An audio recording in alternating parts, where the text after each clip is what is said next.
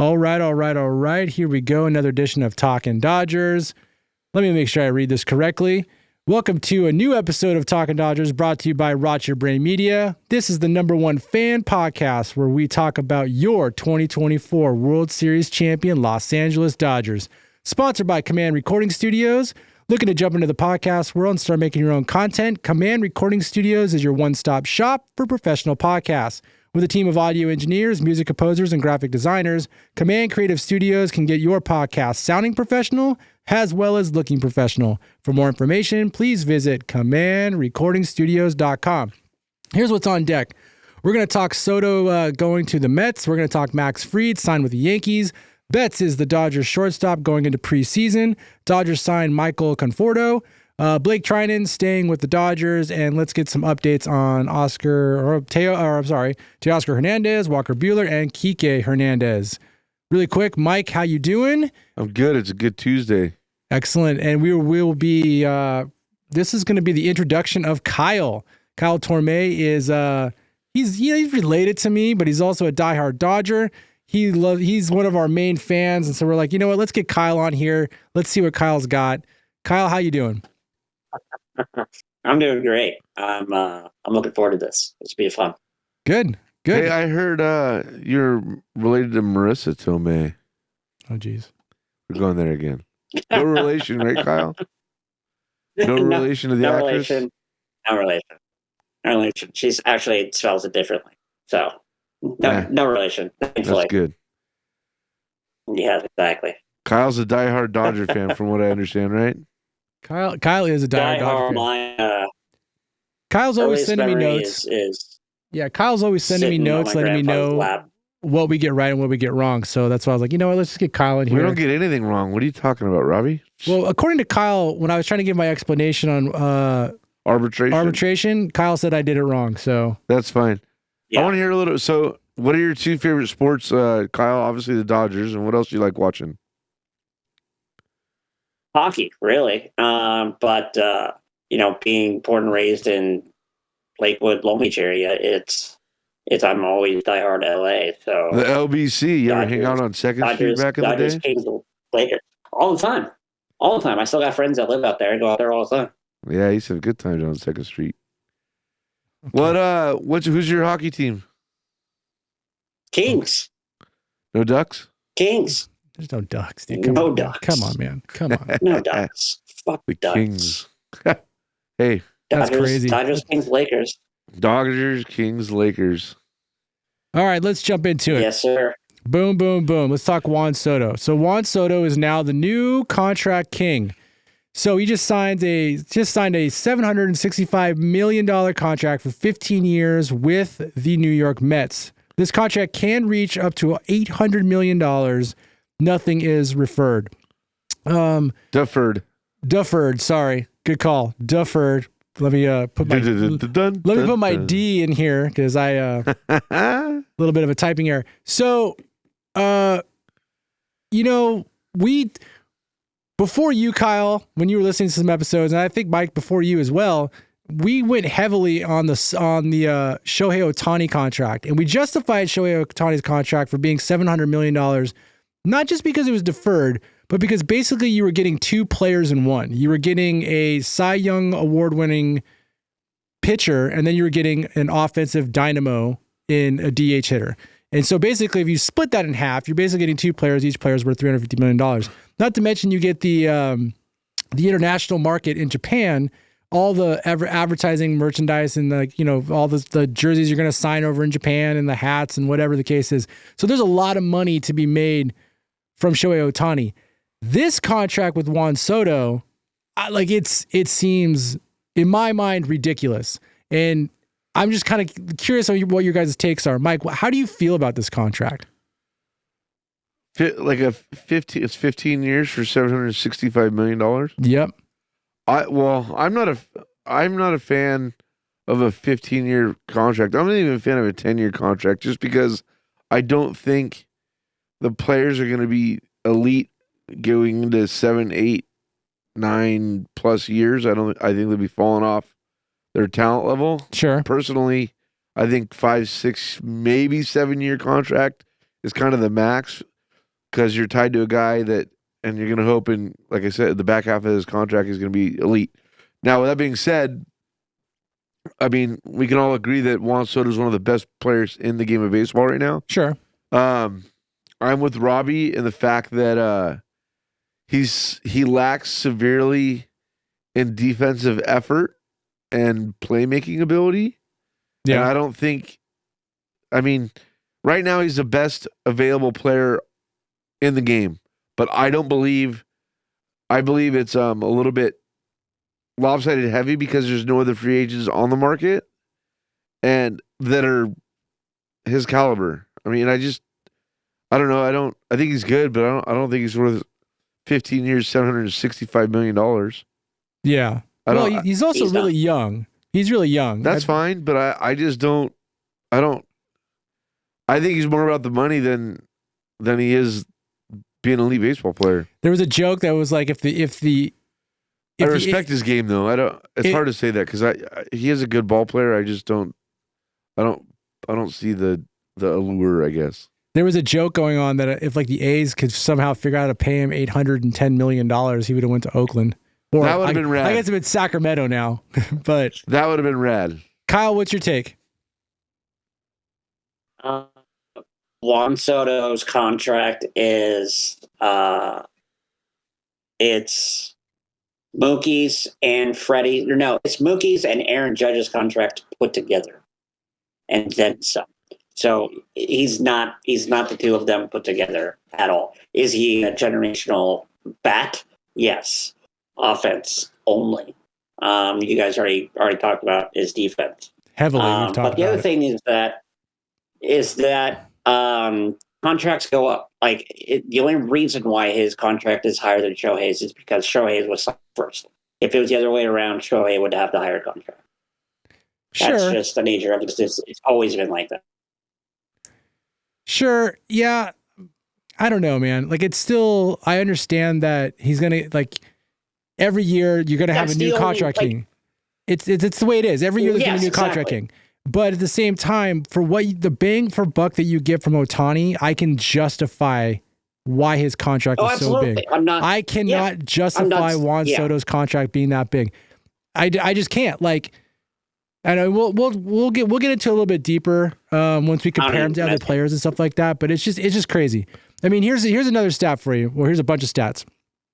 This is where Juan Soto ranks as far as like since he's been in the league, since he came up with the Washington Nationals in 2018. He ranks first in walks. He ranks second in times on base. He ranks ninth with home runs, first on OBP, seventh on slugging, fourth on OPS, and then he ranks fourth on OPS plus. That's phenomenal numbers. But at the same time, it's like, I don't know. It's like if you had, like, here you go. If you had an option, let's say that you lived in Texas and you have the 2 games of the weeks going on right now. You got a game of the week going on, Mets versus, I don't know, we'll even say Yankees, or you got the Dodgers playing against the Giants. Which game are you going to watch? Are you going to go tune in and watch Soto, or are you going to tune in and watch Ohtani? I feel like majority of the people would want to see Ohtani than they would Soto. That's just my opinion. So that's a good comparison. Yeah, so that's a good comparison, though. We'll just say that. So Ohtani had a 50-50 this past year.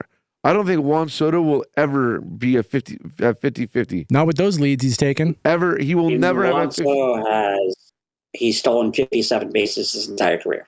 So, but okay, let's just right there. Let's just use those 2 stats: stolen bases and homers. Soto will never meet or match Ohtani's stolen base and homers as far as what that brings to the team and winning games. With those 2 stats alone, I don't believe he's worth more money than Ohtani. But he does crush him though in on base percentage. Like he will get on base. If you're moneyballing it right now, Juan Soto is going to get on base for you for sure.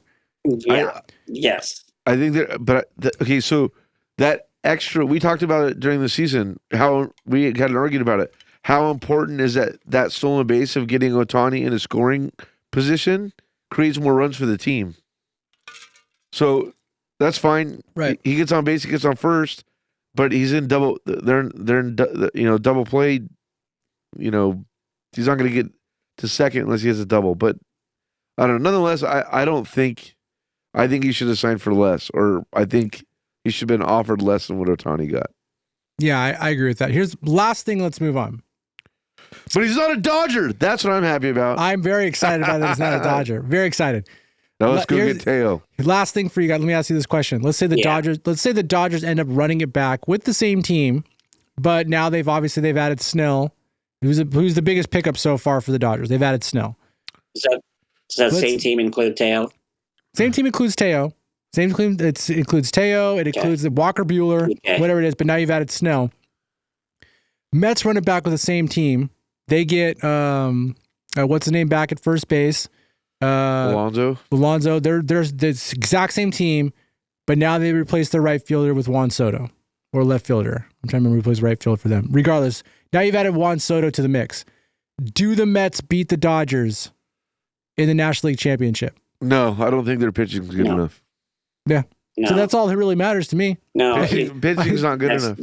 That's exactly it. Because you hit it on the head, Mike. Because just look at the scores of those NLCS games and how lopsided they were. Yes, there was the one Mets lopsided one, but that was also against like the worst pitching the Dodgers had. Wasn't that the bullpen? Right, exactly. Yeah. So, like how much the Dodgers just dominated, and what was like Juan Soto is not going to make up for those that many runs. He's just not. That's the most important thing right there. Well, yeah. So even if it was, so you pitch around Lindor and you pitch around Soto, that leaves Alonso to beat you. It does. So do you think now, like the Dodgers are still the number one team in the National League, in my opinion, still number one team. Do you think this move puts Dodgers the number one team in baseball? Right, but at least in the I'm just going to concentrate on National League right now. The Dodgers still number one in National League. Does this move put the Mets in the number 2 spot? Do they leapfrog how we feel about San Diego and how we feel about Philadelphia? Braves. No. Phillies. I don't think they leapfrog San Diego. I think it puts them. Well, I mean, I want to say it puts them even with Philadelphia, but they beat Philadelphia in the playoffs last year. Yeah. But it's Dodgers, Dodgers, Padres, and then a toss-up Mets, Philly. So it's essentially the same thing. Like last year, as of right now. Yeah. Okay. All right. Let's move on to our next topic, but really quick, don't forget to click that like and subscribe button. Help us spread like a virus. Like a virus. Go check out our Instagram page. We're on Facebook. We're on the X. We're global people. Go check out our YouTube channel. Also, check out our Patreon page, patreon.com/RogerBrainMedia. All of your contributions help us keep the lights on, pay that rent, even though it might be late with a 10% charge. It's totally fine. All right, let's move on. Mookie Betts, going to be the shortstop going into preseason. So, Kyle, you're the one who found this article. You're the one who brought it to our attention yesterday.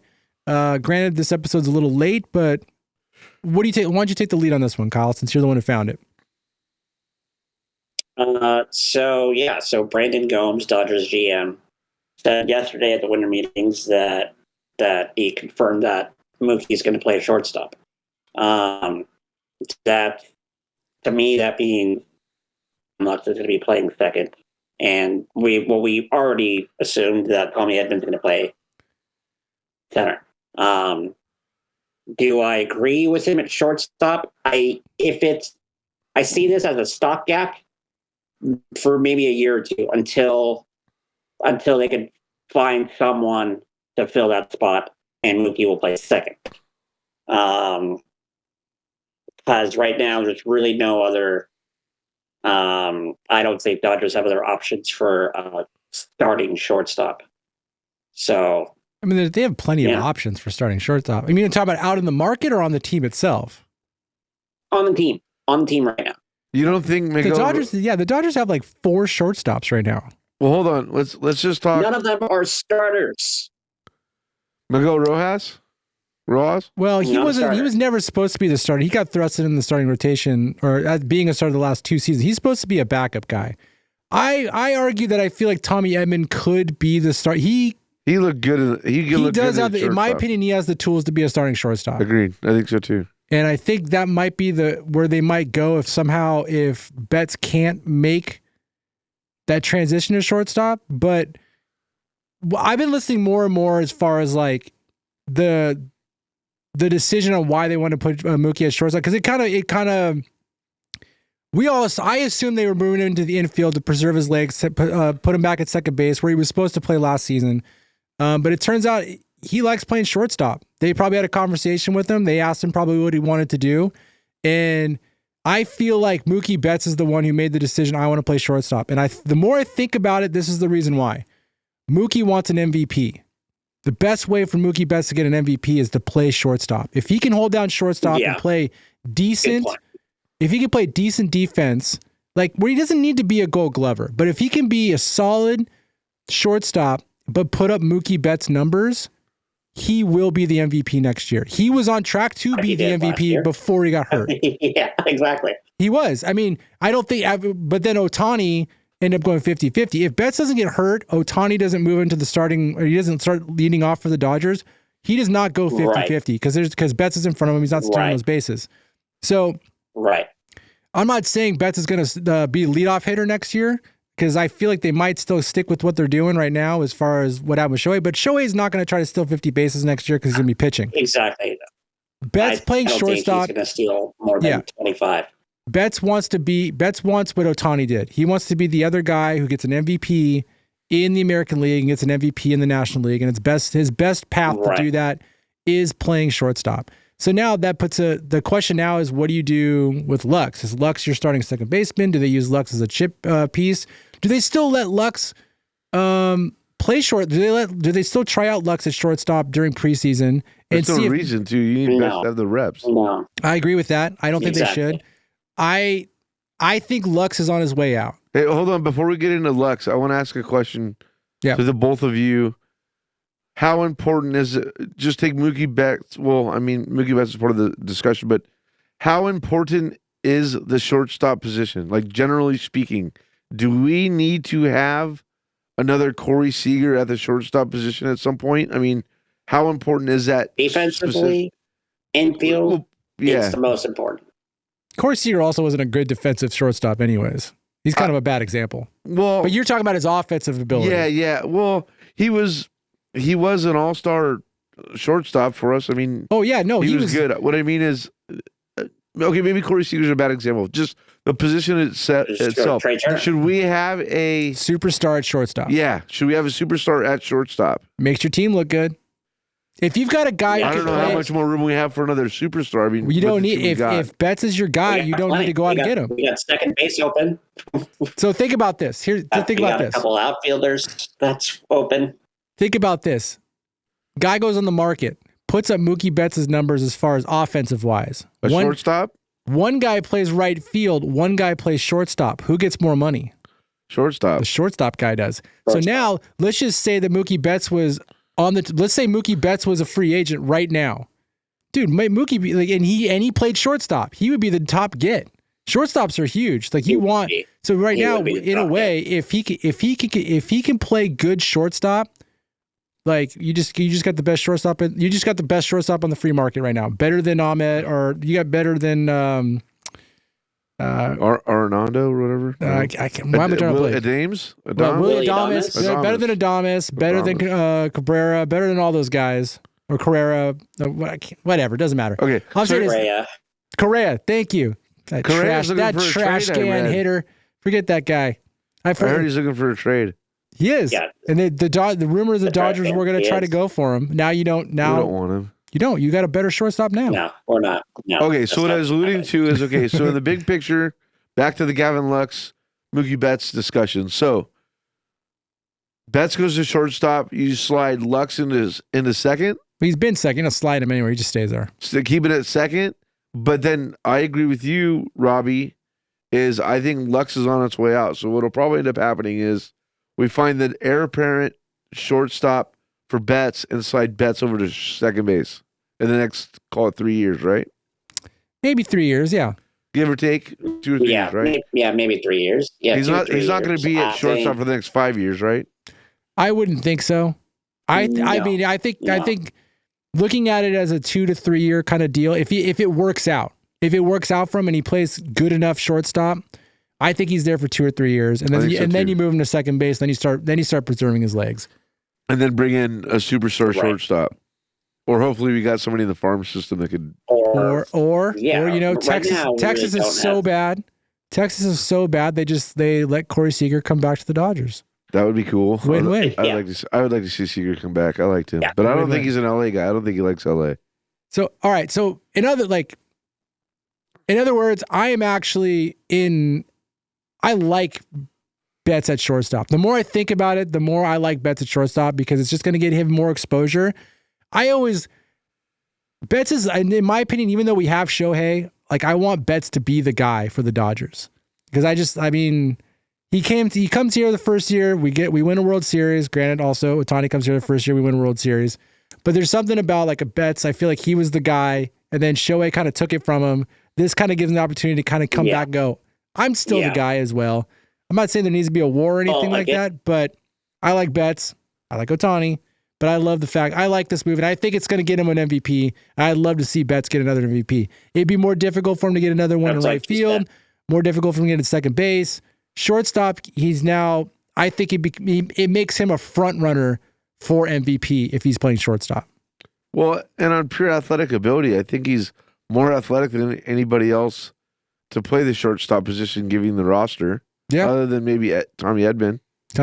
Yeah. I mean, but I think he's just on pure athletic talent. I think he could be one of the best shortstops in the league. I agree with that. I think maybe size might hurt him a little bit as far as like his reach and stuff. He might not be able to get to some balls that other people might be able to because I don't think he's got the stretch for it. But yeah, that's getting crazy. That's when you get, I don't even call him the top 5, top 8 shortstops in the league. He's right now. He's that good of an athlete to be that good. Right now, he's already top 5. In my opinion, because of his offense, he's already top 5 shortstops in the league because of his offense. That's going to bring his WAR. We're good, dude. Like he was already. Everybody talked about his defense, but he was positive though. Even all of his mishaps that he was having, and I feel like he was getting better as the year went on.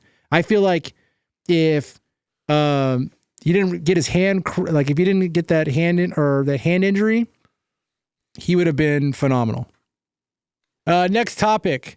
Dodgers signed Michael Conforto. So let me pull this one up really quick. You're going to have to pick up some stats off the internet because he's a Giant, so I don't know anything about him. Kyle's going to do it. All right, so Dodgers pick him up for 1 year, $17 million. Last year with the Giants, he had a 1.3 WAR, 20 home runs. He batted .237, .309 with a .450 slash. Look, I feel like this is a good pickup for the Dodgers because he either works out or you trade him in no harm, no foul. He's a middle of the line as far as like he's going to give you decent at bats. He's going to give you decent defense. He can fill in the holes that you have maybe on the left side of the field or the right side of the field. He's not going to play center field. And he could have a big year. He's like, think of him as the new Teo. And that's kind of where I'm going right now. He definitely doesn't have the offensive upside that Teo did when he came over here. But if he can give you 20 home runs to 25 home runs and he can bat like .250, that's right around where Teoscar is. And he's looking for a prove me year and he wants to win a championship. So I think this is a pretty good pickup for the Dodgers. And if it doesn't work out, there's plenty of teams out there that'll probably want to take him off the Dodgers' hands. And maybe the Dodgers eat half the contract or 1/4 of the contract when they send him over. Either way, I think it's a good pickup. Mike, what do you think? I don't know much about him, so I don't really have any input other than, I hope he contributes. Like, I just don't know the guy. All right. I don't follow the Bay Area team. I don't follow anything. I got you. Yeah. Kyle, what do you think? So if you were to look at, if you go to Baseball Savant and if you look at Michael Conforto's, if you were to compare Taylor after the 2023 season going into before the offseason, before joining the Dodgers, and compare that to Conforto's 24 season, offseason, going into the offseason, Conforto had the better year between those 2 years. every single metric. Not every single metric, but if you look at him, Conforto had the higher slugging, had the higher hard hit contact, barrel percentage, bat speed, chase rate, it's what else? Arm strength, whiff rate about league average, and compare that to Teoscar. Conforto's has a much better season going into the offseason. I think he's a perfect pickup. I think exactly what they're looking for. It's a outfielder that we need. Is this a backup pickup in case Teoscar doesn't come back? I don't think so. Because Dodgers needed 2 outfielders. Yeah, but you still also want to leave a pathway for the young guys to come up. Outman and Paez, right? Paez, then you've got big time slugger. Who am I thinking of? What's his name? Catcher converted Rushing? outfielder. What's up? Oh, Dalton Rushing? Dalton Rushing? Yeah. Like that dude's supposed to be like probably the biggest offensive threat the Dodgers actually have in the minor leagues. And they converted him, I believe, to outfield because his pathway coming up as a catcher is not there, considering you just signed Will Smith to a 10-year contract. So he's got to come up somewhere. And I think having a guy getting this 1-year piece to kind of maybe fill in the gap a little bit. So while he's still developing, so maybe it's next year that Dalton comes up. With Teoscar, when we're going to talk about him later, what we think his contract's going to be, it's not going to be just a 1 year again with Teoscar. He's going to be here for multiple years if they pick him up. So the pathway is not going to look really good going through either. I mean, it'll be right field because Teoscar's going to be in right field. So I don't know. We'll see. I think it's a good pickup to pick up Conforto. I think it is. I think it's great. And if it's not, can Conforto play center? No. I guess he could. He did back in the day, but he's not.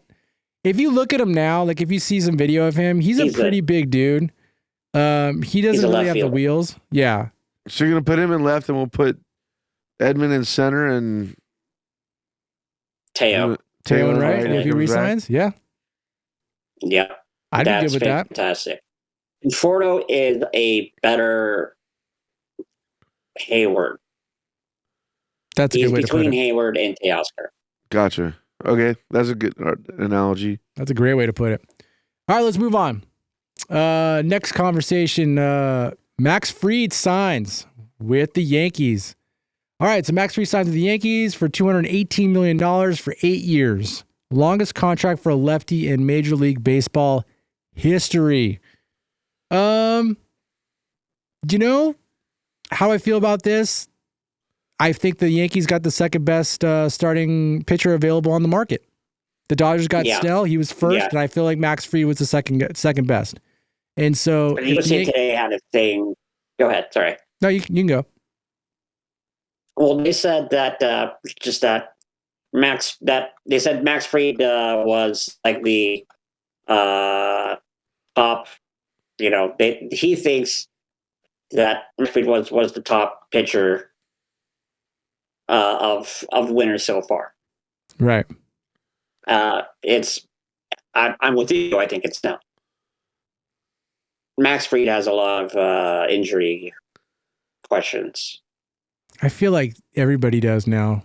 I mean, even if you look at so there's a graphic that's up right now that we're showing on our YouTube channel. So for those of you that you subscribe to the YouTube channel, check it out. You can watch Mike put on chapstick. It's pretty awesome. It's got 5 of the largest contracts for starting pitchers right now. I guess in history, because they got David Price on here.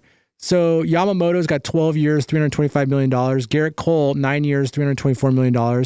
Steven Strasburg, 7 years, $245 million. Max Fried, 8 years, $218 million. And then David Price, $7 million, $217 million.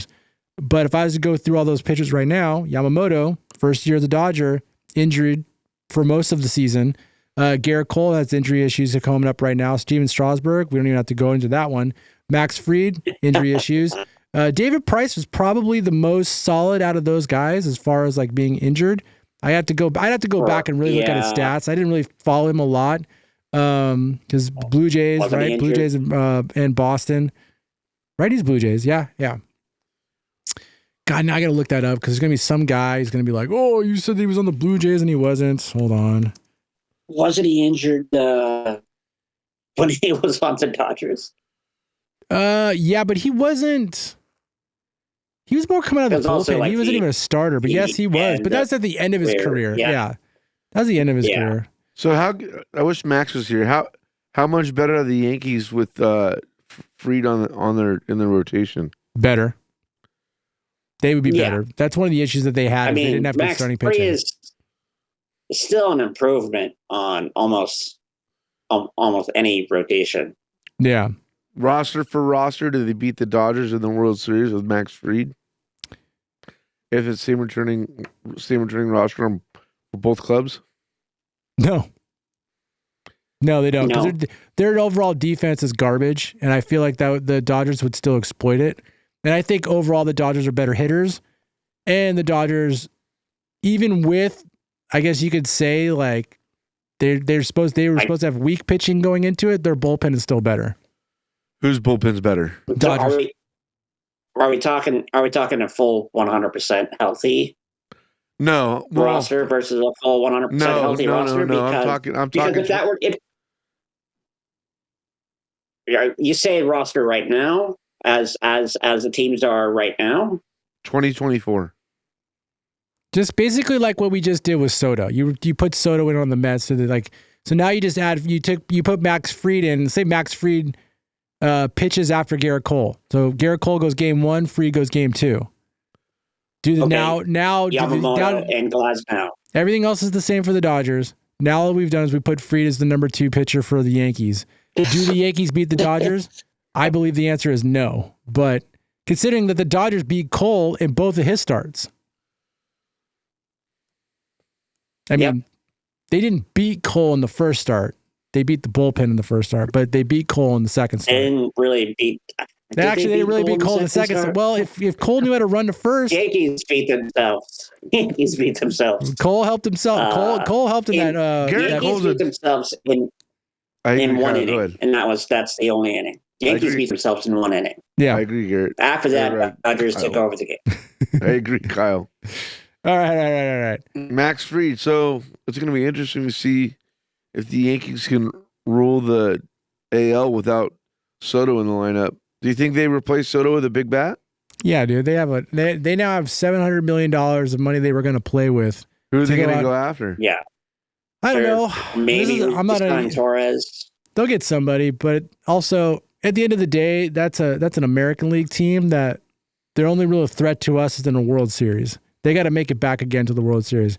I think their path is a little bit easier to go to the World Series than ours is because we have to get through San Diego, and now you got to get through a little bit of a revamped Mets, and then you got to go through the Phillies. And the Phillies, yeah.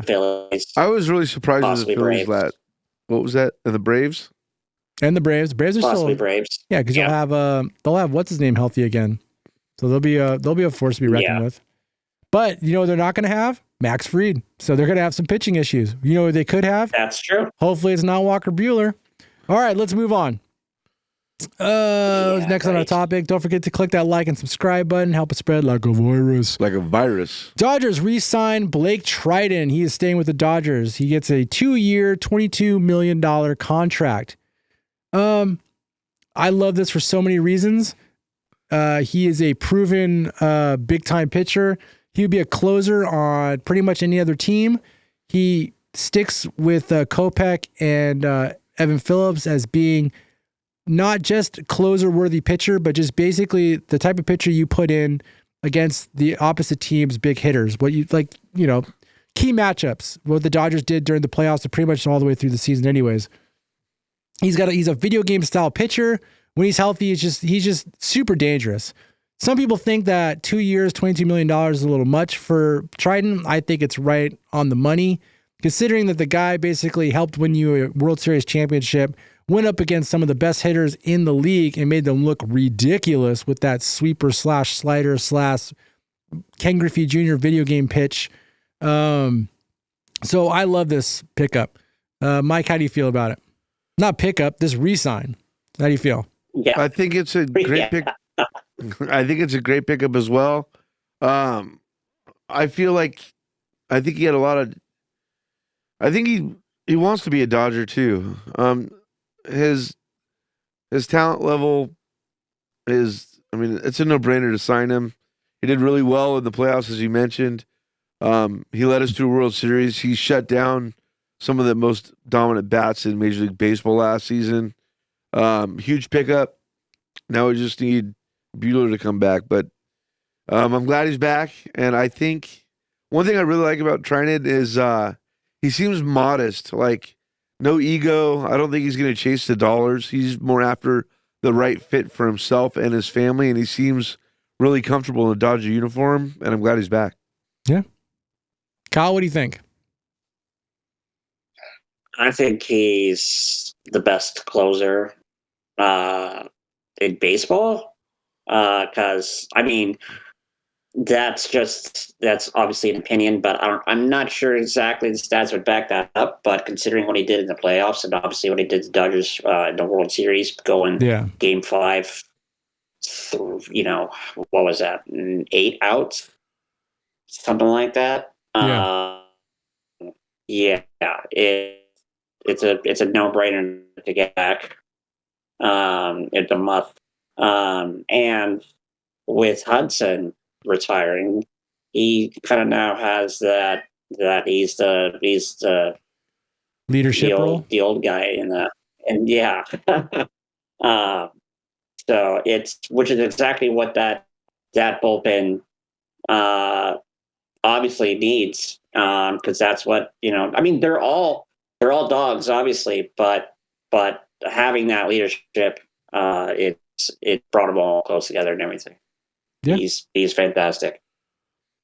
All right, so we all agree re-signing Blake Treinen was the right move. I mean, he's one of the main 4 that we've talked about, and we're going to talk about the next 3 right now. Like the main re-signs that we all wanted was Blake Treinen, Teoscar Hernandez, Walker Buehler, and Kiké Hernandez.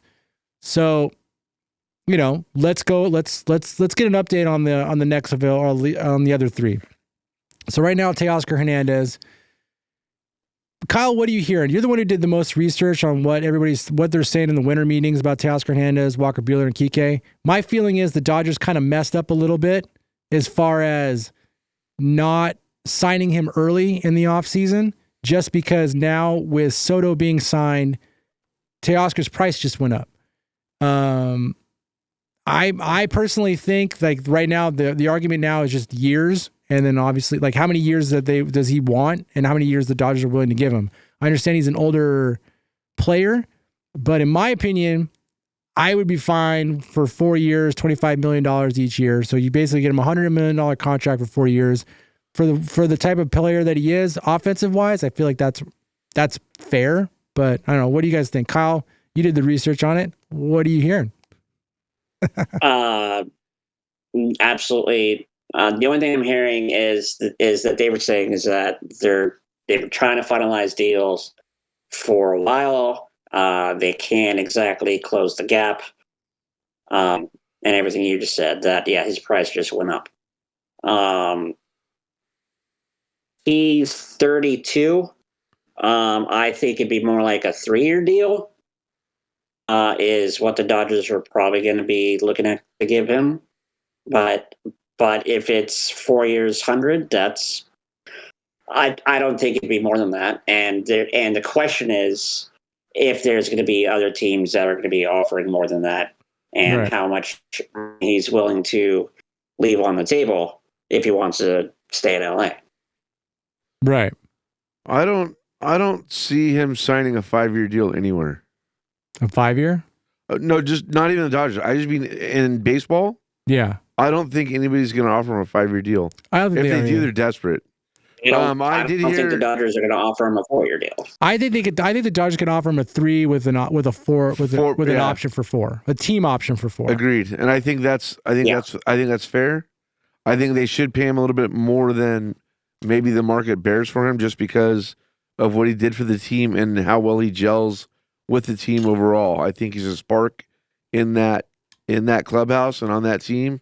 Yeah. He gives us a little bit of swagger, which I talked about all season or all second half of the season. But I could see him signing with the Boston Red Sox.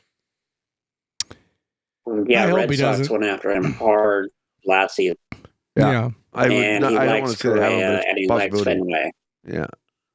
Yeah, but I think what you're going to see, yes, the money is a huge factor. This is probably his last big payday, hurrah to try to get like a good, decent amount of money up front, at least guaranteed.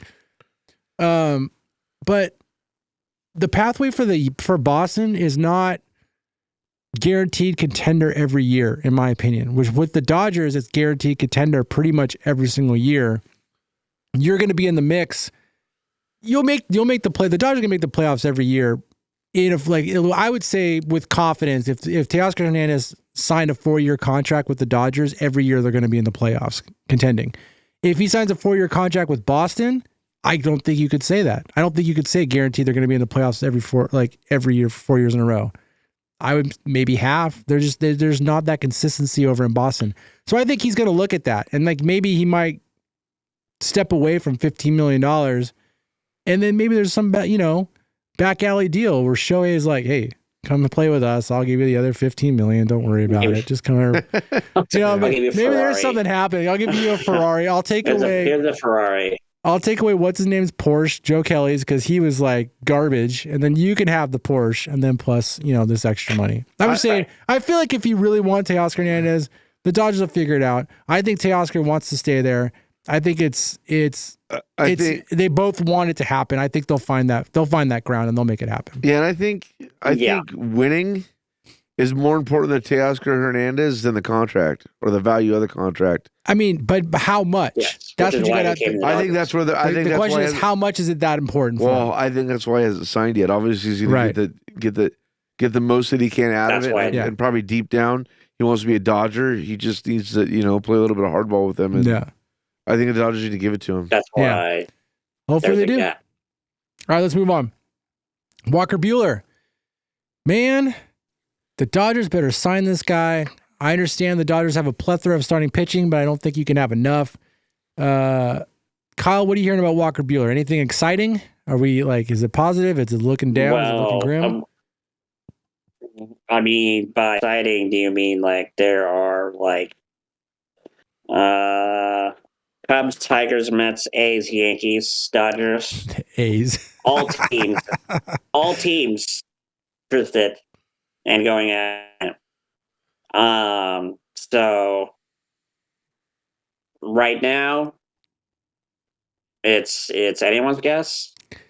I'll tell you right now, if he goes to the Yankees and you put him with Fried, Cole, those three pitchers right there, that lineup could possibly take out the Dodgers. That's a hell of a rotation. Because I'm a firm believer that Buehler's going to be he's going to be one of the top pitchers in the league next year. He figured it out. He got his form back, and he's going to be Cy Young caliber Buehler next year. Now, how many years you get out of him? I can see that. I don't know. Maybe it's only for 2 years, then he starts to fall off again or something like that after a second Tommy John surgery. But I really feel like he's going to be a guy. And so that's why I would love for him to have that Cy Young season with the Dodgers, and I would love for him to win another championship with the Dodgers. But if he goes to the Yankees, I feel like that puts the Yankees up even more. And if they're going to go after him that hard, they got the money to spend. We know they do. So who knows? Mike, how do you feel about it? I know he's your guy. He's already crying. He's already crying. I'm scared. I'm nervous that he's going to go sign with the Yankees. Yeah. And I had a weird inkling about that when he pitched so well in New York. He even mentioned it in his post-game interviews, how well his ball movement was and how comfortable he felt pitching on the East Coast. And he loved it. Yeah, I want him to come back as a Dodger. I hope we give him a 3-year deal. He weathered his injuries. He came back, and in my personal opinion, if it wasn't for him, we don't win a World Series. Yeah, but look at it this way. Look, if he goes, it's going to be a sad day for Dodger fans if he does go to a different team, and if he is the Yankees, wherever it is. He helped the Dodgers win 2 World Series. Like he's done his part. Now go get your money. If the Dodgers aren't going to give you your money, go get it. That's kind of how I feel about it now. I mean, it's sinking in. I'm kind of being okay with it. But I don't think he's going to get big money though. That's the thing. Oh, he's gonna get money, dude. Yeah. He's going to get paid. So yeah. When you see Fried go out, like right now that you saw Fried go out, and then like the next big guy is Burns. Once Burns is gone as well, I think he's now. Then he would become the top pitcher available. Then it becomes Walker. Yeah, at least for the upside that they can get from him. Yeah, people are going to try to give him like low contracts, but you're going to see the bidding war starting to happen. You're going to see the Yankees try to go after. You'll see the Mets, the Yankees. They'll bid after him. I can see him going to the Mets. I think he's going to get a 3 to 4 year contract with some team with an opt out after 2 or something. I think I could see that happening. I don't think it's out of the realm that he also gets a 4-year, $100 million contract, $25 million a year for Walker Buehler. I mean, that's not 4 bad years. money. I could see them doing it because Tommy John surgery, if it looks like it holds up, 4 years is probably all you're going to get out of him. A second Tommy John. I don't know the statistics on that. I just threw that out there. It's the second Tommy John. I think he's going to get 2 and an option or opt out. So right now, almost every single pitcher contract that's been signed, free agent contract, has gone over all Athletics predictions, USA Today's projections.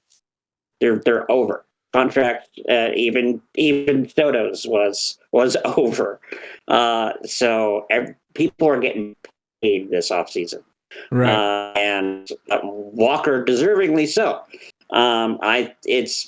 For me, I think it's going to be 2 years and an option somewhere because, like you said, I could see him being back to his potential Cy Young self. I could also see him being just like how he was last regular season. Right. I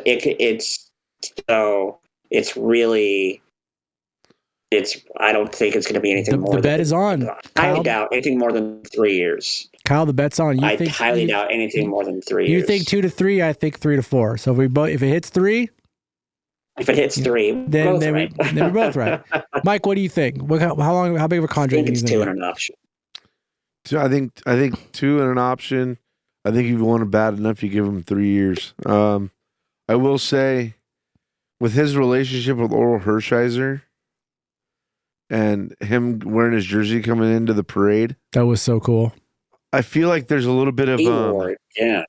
I feel like behind the scenes, there's a little bit of love for the Dodgers. I know he's got to go get his bag, but I hope maybe between the organization and Oral and Walker Buehler and his team, we can bring him back. Yeah, but he's also got to feel like he's got that love for the team for sure. And I think the team has that love for him as well, but there's got to be that mutual respect from both ends. I mean, to find that middle ground.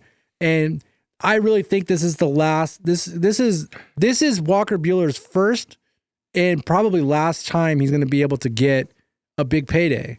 Because remember, he pitched in college. He came up pretty he was not a young guy when he came up. I think he pitched 3 or 4 years in college before he went into. Kyle's gonna look it up right now for me, please. Well, all I'm saying is this is his first time on the free agent market. So he's gonna want to get it. Get what he can. But here's if I'm the Dodgers front office, they need to take a big hard look in the mirror and realize we don't win a World Series without Walker Buehler. I think they know that. So pay the guy, get him, bring him back. Because there's no guarantee everybody coming back off the injuries are going to be dominant or solid. Nope. Walker Buehler's, I think he's coming back into the second coming of, like you said, Cy Young, potential Cy Young next year. They should just go to a 10-man rotation and pitchers pitch every other 2 weeks. Whatever it takes. 2 years. He was in college for 2 I'd years. love to see him come college. back. I Yeah. just got something tells me that he's going to go to an East Coast team. All right. 2014 College World Series champion was Vanderbilt. And then Dodgers 24th overall, 2015 draft. The other thing is that Walker, like talk about how the teams have respect for Walker. They didn't give him a qualifying offer, which they did to Teoscar. So, well, I think that might have other teams think twice about signing Teoscar. Right.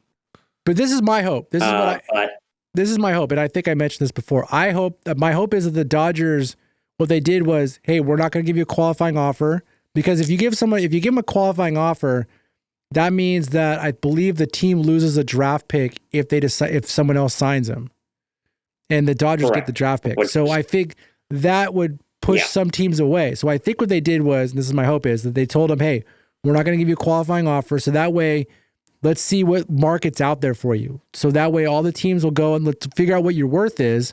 He figures out what his worth is. He comes back and goes, hey, these are my offers. The Dodgers match it, and they go, here you go.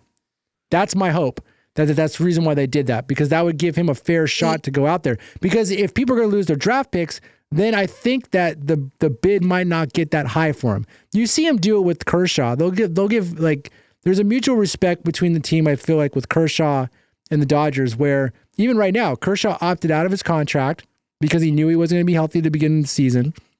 He's going to sign a new contract for less money because he feels like he doesn't want to take money he doesn't deserve. And they've done in the past before where they just keep signing these one-year contracts. They let their Kershaw go out, figure out if he wants to go anywhere else, feels options. Then he comes back and goes, no, I want to stay with you for another 2 years. They did it with him for 2 or 3 times. I'm hoping that's what they're doing with Walker Buehler. Go figure out what you're worth out there. And then once you feel like once you know that, you can come back, and then we will that's what either match it or we'll give you something close to it. Or we'll work together. Yeah, that's what I was going to say. That's what I'm hoping. Is that that's what qualifying offers do, is that if you give them a qualifying offer, it instantly diminishes their value in the free market. Instantly. Yeah. At the same time, it probably won't with Teoscar.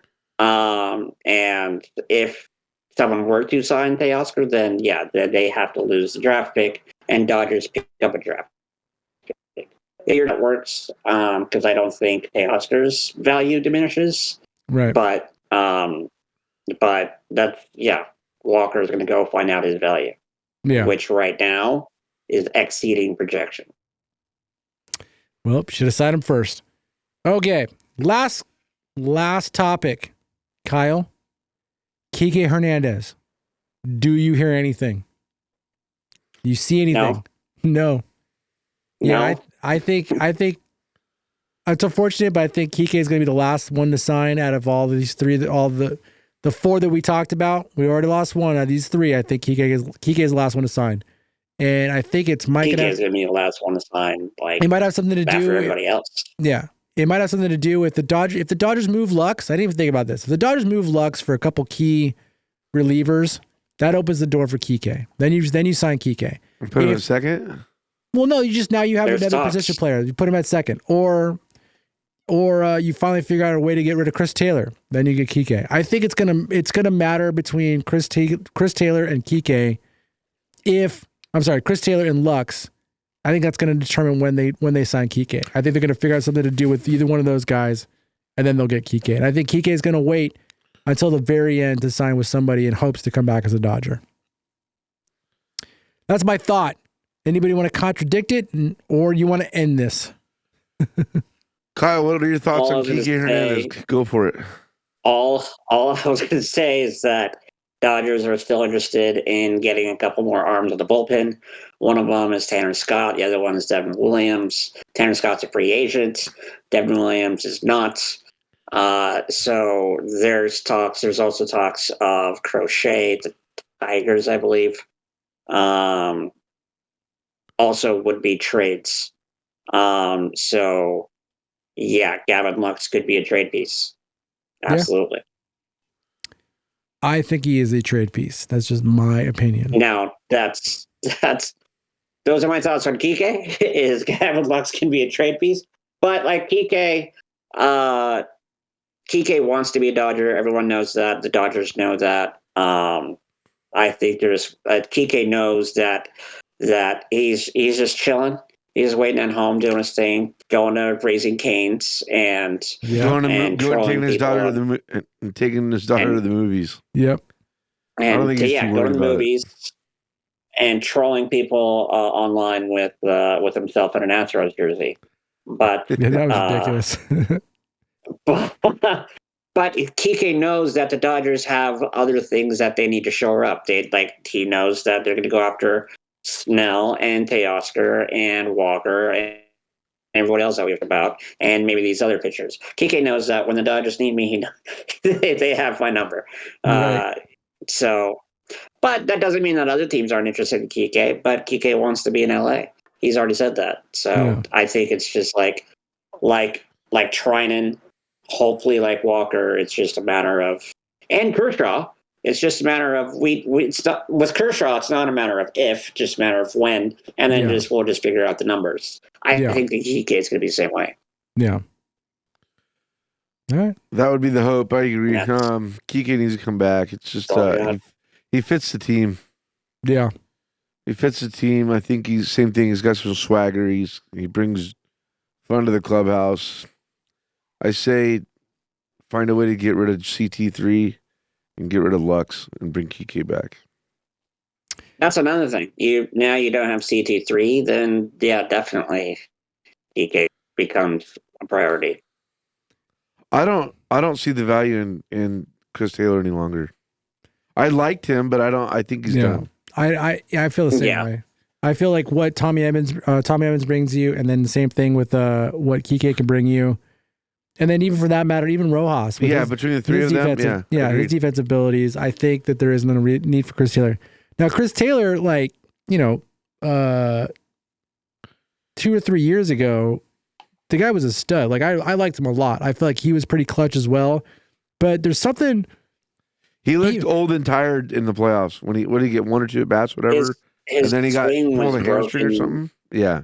Here's my problem with Chris Taylor. Yeah. He does not... I feel like he's very bad at making adjustments. And what I mean by that is, it seems like he only has one swing. Like, there's no swing in between. So once you find that hole, a pitcher's just going to throw that hole every single time. And his swing is swing as hard as you can, uppercut velocity, and hope it goes out of the park. That's what his swing looks like every single time. But you'll look at like other players in the team, and I will go through the whole like Ohtani makes adjustments on his swing. Betts makes adjustments on his swing. You see Freddie makes adjustments. Had to make Max Muncy adjustments on his swing. Max Muncy not only makes adjustments on his swing, he makes adjustment on his footwork, so that way he has a better ability, a better swing path to it. They all make adjustments. He reminds me. He did the same thing. He did the same thing. But where he reminds me of, and I feel like it's the same issue the Dodgers had. I know we're going long on this topic, but it just reminded me of some stuff. That the Dodgers had issues with Bellinger. Bellinger had the same thing where he would make unnecessary adjustments, but then at some point it felt like he stopped listening to hitting coaches and just started doing his own thing. So he still kept that really long swing, and that's why he wasn't really productive at the end of his year or his last year with the Dodgers, because he was still coming back from the shoulder surgery, whatever. But the talk was that he just was like, I'm just going to do my own thing. And I feel like that's kind of what Chris Taylor is doing, where he's like, this is my swing that worked well for me 3 years ago. I'm not going to change it.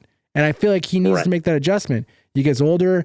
Maybe he's swinging later on the pitch. Maybe his reaction time is not as good. Pitchers are better. Pitchers figured out his hole. Like they're getting to the spot quicker than his bat speed is. He's not making the adjustments. Either he's not doing it willingly or he just can't do it. Either way, I feel like he just needs to change the scenery. Trade him to an American League team that, odds of us facing him is not good. And then, just move with what you got. Get Kiké, just re-sign him, or you trade Lux, whatever you want to do. And then you still have another pathway for other players in your minor league system to come up and showcase their skills in the infield. And maybe you find the next Chris Taylor, the next versatile player or something like that. Because it doesn't seem logical to keep Chris Taylor anymore. Like you have other people that can provide exactly what he did, and better right now. So get rid of him. Get Kiké. Lux and Taylor in a package with probably a couple others is going to be an enticing trade option, I think. Sure. And you know what it's not going to be, though? It's not going to be for Arenado because he said there's no path for him to come to the Dodgers. I forgot about that one. Anyways, we're going to wrap this up. Unless you guys want to go another 20 minutes. No, Anybody? we're good. All right. Thank you all for listening to this episode of Talkin Dodgers. Thank you, Kyle, for stepping in. Good tryout. Mike and I will have a conversation behind the scenes, and we'll figure out if you're worthy enough to join our squad. But other than that, thank you all for listening this long. If you've listened this long, you must be true fans. Please go check out our Patreon page at patreon.com/RogerBrainMedia. All of your contributions help us stay awake by buying coffee, help us keep the lights on, pay that rent, that 10% late fee rent. It's going to be awesome. Don't forget to hit that like and subscribe button. Hit the like and subscribe button. Help us spread like a virus. Like and subscribe. And we will catch you guys next time. Goodbye.